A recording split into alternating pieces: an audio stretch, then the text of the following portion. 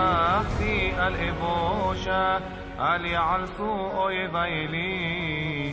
גם כל כוח לא יבושו, יבושו הבוגדים ריקם. דרכיך אדוני הודיעני, אורחותיך למדני. אדריכני בעמיתך ולמדני, כי אתה אלוהי. Je suis Lévi Bar Joseph Lumière, je suis rabbin judaïste, je suis maître des kabbales juives, égyptologue, et le président de la loge d'Ordoché et président fondateur de Orabic, ordre des avatars et ancien mystique des Kamites. Il y a une mauvaise interprétation en Afrique. En Afrique, les gens ont l'impression que quand on dit qu'une personne est sorcière, c'est lorsque la personne tue. En réalité, ce n'est pas ça la sorcellerie. La sorcellerie, c'est être au paroxysme de la connaissance des lois divines et spirituelles de la nature. C'est un degré de vie qu'on atteint, un niveau de connaissance. Quand on vous dit que c'est un sorcier en mathématiques, il ne tue pas son professeur de maths, ou ce n'est pas parce qu'il a zéro en mathématiques. Quand on prend un enfant, on dit qu'il est sorcier en football. Messi, on appelle Lionel Messi le sorcier de football. Ce n'est pas parce qu'il joue très mal au football, mais c'est parce qu'il joue très bien. Il joue mieux que les autres. Donc être sorcier, c'est être au paroxysme de la connaissance des lois divines et spirituelles de la nature. Maintenant, dans la sorcellerie, c'est comme une école de magie. La magie a 3 niveaux. Il y a la magie noire, la magie blanche et la magie rouge. La magie blanche, c'est tout ce qui pratique tout ce qui est bien. La magie noire, c'est ceux qui pratiquent tout ce qui est mauvais. Et la magie rouge, c'est la magie qui est plus développée à Paris, en France. C'est la magie qu'on pratique dans le cadre de l'amour, dans le cadre du sexe. Alors, ceux qui pratiquent la magie noire, c'est eux qu'on dit qu'ils font la sorcellerie. En réalité, on dit que c'est ceux-là qui sont sorciers. Sinon, tout le monde est sorcier, parce que tout le monde a la connaissance. Et la sorcellerie, c'est comme une école, c'est une grande école. D'abord, ça va être des compartiments. On trouve une première personne qui est ce qu'on appelle les tradis praticiens. Ils ont une connaissance, mais leur connaissance a un caractère scientifique. Et donc tout le monde peut avoir cette connaissance. S'ils trouvent que les filles d'énigmes soignent le palu, tout le monde peut soigner le palu. Et après cela, on arrive à un niveau où on trouve les guérisseurs. Les guérisseurs aussi sont des sorciers parce qu'ils ont une connaissance. Mais ils ont un brevet qui est spirituel. Si soit ta grand-mère soignait une maladie, elle a le brevet de cette maladie. Si une autre personne vient qui dit que, ah maman, je veux ton médicament là parce que ce qui était très loin, tu as soigné mon enfant, désormais si quelqu'un attrape ça chez moi là-bas, il va le soigner. Il va dire, bon, paye comme ça, puis telle chose, donne soit un poulet, tel franc, et il crache un peu de ta main pour te donner le pouvoir. Le crachat qu'il met de ta main là, c'est le brevet, c'est le brevet d'exploitation. C'est-à-dire que désormais tu peux exploiter le médicament. Si la personne ne t'a pas donné le brevet, tu connais toutes les plantes là, tu vas les utiliser, tu n'arriveras jamais à soigner quelqu'un. Et puis après cela, nous arrivons à ce qu'on appelle les féticheurs. Les féticheurs sont des physiciens alchimistes. Ils connaissent la composition et les lois chimiques et ioniques des éléments de la nature. Ils savent que tel corps et tel corps associé peut donner tel effet. Donc c'est ceux-là qui arrivent soit le plus souvent à fabriquer des ceintures, à faire des petits trucs, mais quand ils le font, c'est comme une batterie. Le fétiche qu'on t'a donné comme une batterie. De la même manière, les batteries des portables se déchargent. Ton fétiche, à un certain moment, ça va se décharger. Tu vas retourner chez le fabricant pour qu'il arrive à te donner le pouvoir. Et puis on arrive maintenant à la sorcellerie. C'est le niveau plus haut. C'est comme une grande école de médecine. Au fur et à mesure qu'on t'apprend tout ce qui est bien, on te montre tout ce qui est mauvais. Dans cette connaissance, il y a des gens, quand ils ont fini réellement leur étude, ils ne pratiquent que ce qui est bien. Ils ne peuvent pas faire le mal. Mais par moment, on utilise le mal quand la situation est dangereuse. Mais il faut avoir un certain niveau pour utiliser le mal quand on fait le bien. Parce que quand on utilise le mal, il y a le revers de la médaille. Et ceux maintenant qui pratiquent le mal, qu'on appelle généralement les sorciers, pour ceux qui ont atteint le niveau, c'est comme des gens qui sont allés à l'école de médecine, ils sont en 5e, 6e année, on les appelle déjà docteurs. Mais ils n'ont pas prêté serment. Ils n'ont pas du tout prêté serment, on les appelle docteurs.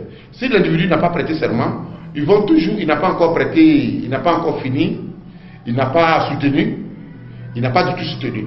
Donc on l'appelle docteur parce qu'il est en 4e, 5e année. Mais en réalité, il ne peut pas aller travailler à la fonction publique parce qu'il n'est pas encore médecin plein. Ceux-là, c'est ceux-là qui travaillent dans les cliniques. Le plus souvent les petites cliniques. Et quand ils tuent, ils blessent quelqu'un ou bien il a fait de soigner quelqu'un, puis la personne tombe malade. On prend la personne, on l'envoie dans la grande clinique. La grande clinique où on envoie la personne qui est là-bas, c'est le médecin qui a fini toute sa formation et cette personne arrive à opérer la personne et à lui donner la vie. Et donc, généralement, ceux qui commencent à faire le mal et qui ne font rien que le mal sont des gens qui ne sont pas arrivés à la finition de leur formation. Ils sont comme ces médecins qui sont en 4e année et qui opèrent déjà qu'on appelle médecins. Ils sont exactement comme ceux-là. C'est ceux-là qu'on appelle les sorciers. Quand il finit, il est docteur plein, il ne peut pas faire du mal. C'est ceux-là qui atteignent le niveau de la perfection de la sorcellerie positive. Donc la sorcellerie, elle existe, c'est un niveau de vie. Donc on peut parler de la sorcellerie positive ou la sorcellerie négative. Vous savez, dans la magie, il n'y a pas un mode opératoire. Il n'y a pas un mode opératoire. La magie n'est pas comme la science. Quand vous allez prendre la science, de la manière dont les gens se servent pour fabriquer un radar aux États-Unis, c'est le même système que les Japonais vont utiliser pour fabriquer un radar. C'est le même système que les Européens et les Russes vont utiliser pour fabriquer le même radar. Par contre, en magie, ça n'existe pas.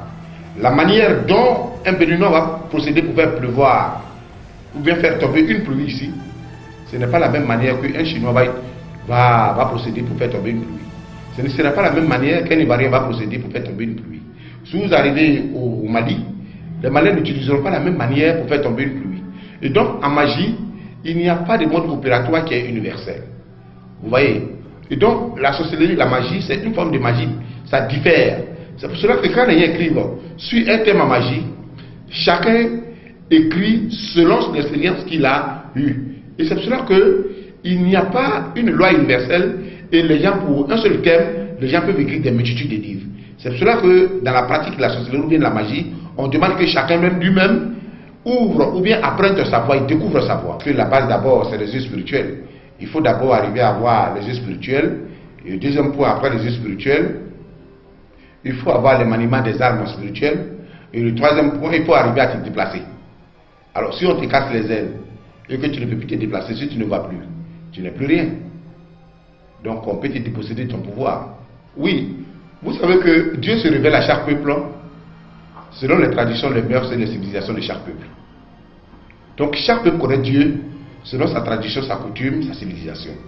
Vous voyez, si Jésus était né au Bénin, mais le jour de Pâques, on n'aurait pas mangé du pain sans levain. Sûrement, les gens auraient mangé la pâte de maïs. Et ce jour-là, les gens allaient boire du sorabi. Ça dépend de là où la religion naît, parce que dans la spiritualité est accompagnée de la religion. Et donc, vous allez voir que si on ouvre la Bible, elle est complètement accompagnée d'une culture hébraïque. Donc, c'est une question de culture. Alors, tout peuple, selon sa culture, a besoin de se développer. Et le peuple ne peut pas se développer sans rentrer en contact avec le monde spirituel. Vous voyez, parce que l'homme est formé de trois entités. Il y a l'âme, l'esprit et le corps. Et l'âme est le caractère de vie du corps. Fidèle, c'est à peu près l'enveloppe charnelle. Et l'esprit, c'est le caractère de l'intelligibilité de l'âme. L'esprit représente le caractère de l'intelligibilité de l'âme. Donc quand vous dites je, c'est ce qui parle, c'est l'esprit qui est intelligent. Le moi, vous parlez de votre âme qui est vivante, parce que vous tapez la poitrine. Et quand vous dites fidèle, vous parlez de votre corps physique. Quand votre esprit va rentrer en contact avec le monde supérieur, elle va avoir des croisements avec ce qui est supérieur et arriver à une création. C'est ce qui a été créé que le corps rend physique. Alors, si on ne peut pas pratiquer la sorcellerie ou bien la spiritualité, on n'arrivera à aucune invention. Et on ne peut pas se développer.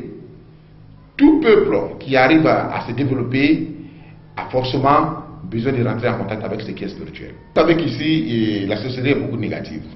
Parce que ce qui fait d'abord la sorcellerie en Afrique, la sorcellerie négative, c'est d'abord l'œuvre de la jalousie, la méchanceté, et puis la convoitise du cœur et des yeux.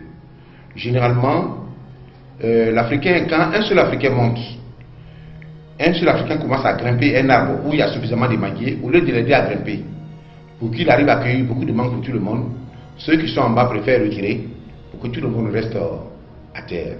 Ce côté a fait que le côté négatif de la sorcellerie s'est plus développé en Afrique. Les gens tuent, moi je reçois les gens ici généralement, d'autres même quand ils viennent, ils peuvent facilement venir te dire mais lui là je ne veux pas qu'il fasse comme ça, ou bien je suis venu le voir pour que tu fasses ça là pour lui là contre. Bon, on lui dit directement que ce n'est pas possible. Mais qu'est-ce qu'il t'a fait?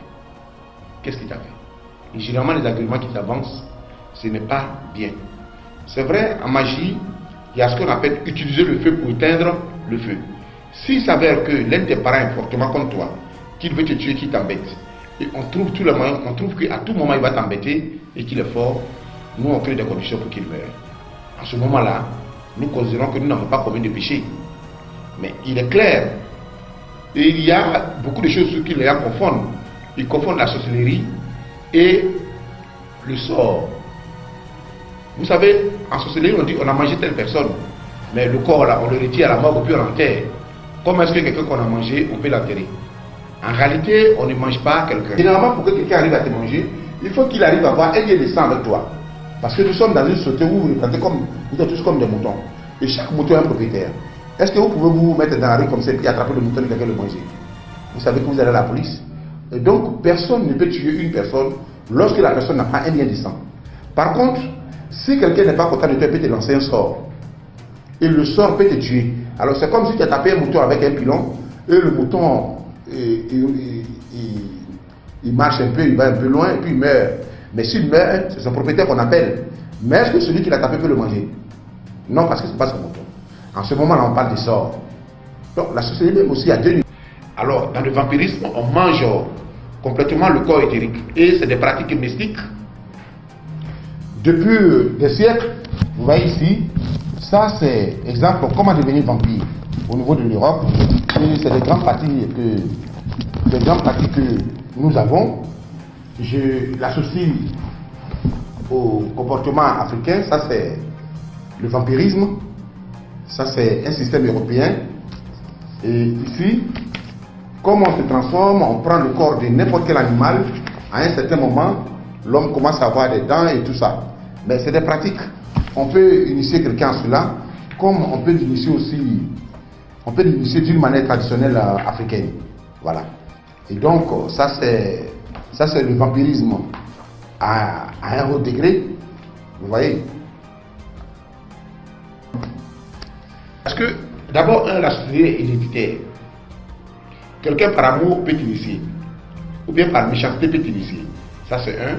Le deuxième point, la sorcellerie fait partie des œuvres spirituelles. Or, ce qui est spirituel ne meurt pas. Et donc, aucune personne ne peut mourir puis mourir à sa sorcellerie. Alors, chaque fois qu'un sorcier veut mourir, c'est sûr qu'il va léguer ce qu'il a à quelqu'un. Et c'est pour cela qu'on lègue souvent, les gens lèguent ça souvent aux petits-enfants, aux neveux, aux frères qui est à côté de lui, à une petite fille qu'il attend d'élever. Bon, ben parce qu'il ne peut pas mourir avec. C'est des esprits. C'est la manipulation des esprits. Et ces esprits-là, les esprits sont immortels, tu ne peux pas partir avec eux sous la terre. Une fois qu'on vient tirer quelqu'un, il y a toute la séparation du corps et de l'âme. Et donc, l'âme et l'esprit étant immortels, ils vont rester sur la terre. Ils vont vivre où? Il faut qu'ils suivent un chemin de la réincarnation pour entrer dans un nouveau corps, qu'ils vont encore manipuler. Ça dépend de votre composition de corps. Si votre esprit n'est pas sain et que vous-même, votre manière de vivre n'est pas correcte, l'esprit qui est l'esprit de lumière n'est pas en vous. Si la lumière n'est pas dans une maison, qu'est-ce qui est dans la maison? C'est l'obscurité. Or, si l'obscurité est dans la maison, ces êtres sont des êtres de l'obscurité, donc on a la capacité d'atteindre facilement. C'est pour cela qu'on demande aux gens d'être des êtres de lumière et de pratiquer la lumière régulièrement. De sorte que si ces gens-là arrivent, comme ne peut pas comparaître devant la lumière, il reste loin de toi. Mais généralement, c'est tout à fait clair. Moi, je suis témoin de plusieurs maîtres spirituels et mystiques. Ça, il sait. J'en ai assisté, j'ai vu des gens qui sont malades, je sais que c'est leurs parents qui sont en train de faire ça. Les parents confessent, c'est bon, on ne peut plus rien faire parce qu'ils sont déjà partis trop loin, c'est régulier. Mais c'est d'abord la connaissance. Vous savez, il faut qu'on vous enseigne la connaissance. Et puis, quand vous avez la connaissance, la pratique fait que vous êtes protégé. C'est ça. Et après cela, je vous ai parlé ici à un troisième niveau où on trouvait les guérisseurs. Les guérisseurs sont des gens qui ont la connaissance des lois spirituelles, physiques et ioniques des éléments de la nature. Et donc, ils peuvent vous former, ils peuvent vous fabriquer des semblants de batteries. Et ces batteries-là ont des charges. Ces charges, quand on les porte sur soi, on ne peut pas vous atteindre. Il y a soit des bagues et autres, et tout ça là qu'on fabrique. Voilà. لداويد لك أدوناي نفسي